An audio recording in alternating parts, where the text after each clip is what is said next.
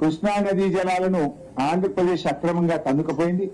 ఇప్పుడు గోదావరి జలాల మీద కన్నుపడ్డది. ఇప్పుడు తాజాగా గోదావరి జలాలను కన్నుకపోయే ప్రయత్నం చేస్తా ఉంది. ఇప్పటిదాకా గోదావరిలో ఏ ఇబ్బంది లేకుండే, కానీ చేతగాని, దూరదృష్టి లేని, బాధ్యత లేని ఈ రేవంత్ రెడ్డి ప్రభుత్వం యొక్క చర్యల వల్ల ఇవాళ గోదావరిలో కూడా తెలంగాణకు అన్యాయం జరిగేటువంటి పరిస్థితి ఏర్పడ్డది. జనవరి 30న ఢిల్లీలో 2 రాష్ట్రాల ఇరిగేషన్ ఉన్నత అధికారులతో కూడిన కమిటీ సమావేశం జరిగింది. ఆ జనవరి 30న జరిగినటువంటి సమావేశంలో ఆంధ్రప్రదేశ్ తెలంగాణ హక్కులకు సూటి పెట్టింది. ఆంధ్రప్రదేశ్ సూటి పెట్టింది.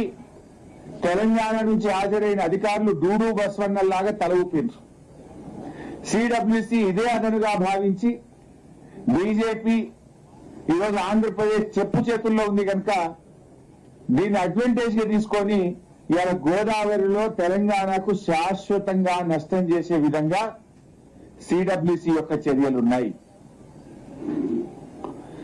ఏం చెప్పింది సిడబ్ల్యూసి? గోదావరిలో ఏ రాష్ట్రానికి కూడా బచావ్ ట్రిబ్యునల్ అసలు నీటి కేటాయింపులే చేయలేదట. ఒక వాటా విషయంలోనే కాదు, ఆంధ్రప్రదేశ్ చాలా అడ్డగోలుగా మాట్లాడింది. దాన్న ప్లీజ్ రండి. ఆంధ్రప్రదేశ్ చాలా అడ్డగోలుగా మాట్లాడింది. నేను ఉత్తగా మాట్లాడతలేను. This is the minutes of the meeting.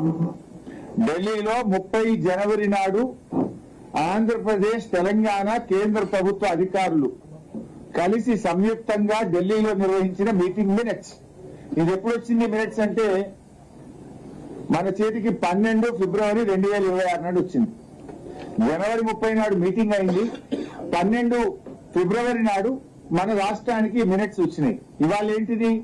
మార్చి 16. అంటే దాదాపు నెల మీద 4 రోజులైంది మినిట్స్ వచ్చి. మరి ఈ మినిట్స్ లో తెలంగాణకు అన్యాయం జరిగే విధంగా ఈ మినిట్స్ ఉంటే వెంటనే రాష్ట్ర ప్రభుత్వం రెస్పాండ్ కావాలా వద్దా? అంటే ఏంటి, కుంభకర్ణులాగా నిద్రపోతున్నారా?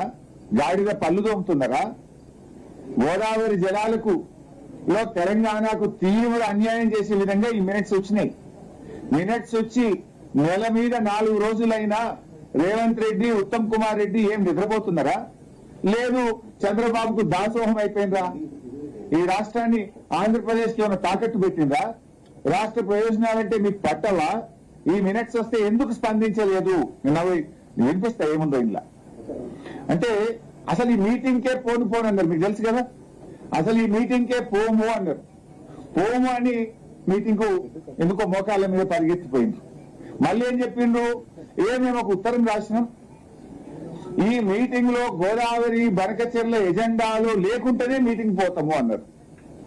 మీటింగ్ లో గోదావరి బనకచెర్ల అంశం, గోదావరి నల్లమల్ల సాగర్ అంశం లేకపోతేనే మీటింగ్ పోతాము అని మీ అందరికి తెలిసి ఉత్తరం బయటకు వచ్చింది. ఇది మీటింగ్ మినిట్స్. ఫస్ట్ పాయింటే గోదావరి నల్లమల్ల సాగర్. చదివి వినిపిస్తారు. పోలవరం నల్లమల్ల సాగర్ ప్రాజెక్ట్ ఆ మీటింగ్ లో ఆంధ్రప్రదేశ్ నుంచి చాలా స్పష్టంగా వాళ్ళు రాసి పంపిన పాయింట్స్ లో ఆంధ్రప్రదేశ్ ప్రభుత్వం పెట్టిన ఎజెండాలో first point Polavaram Nallamala Sagar project. మరి ఎజెండాలో ఆంధ్రప్రదేశ్ పోలవరం నల్లమల్ల సాగర్ పెడితే మేము మీటింగ్కే పోమన్నారు కదా, ఎట్లా పోయింది మీటింగ్ కు? ఎట్లా పోయి మీటింగ్ లో కూర్చున్నారు? అంటే మీకు ఎందుకంత భయం? తెలంగాణ హక్కుల మీద, తెలంగాణ నీళ్ల మీద మీకు సోయి లేదా, బాధ్యత లేదా?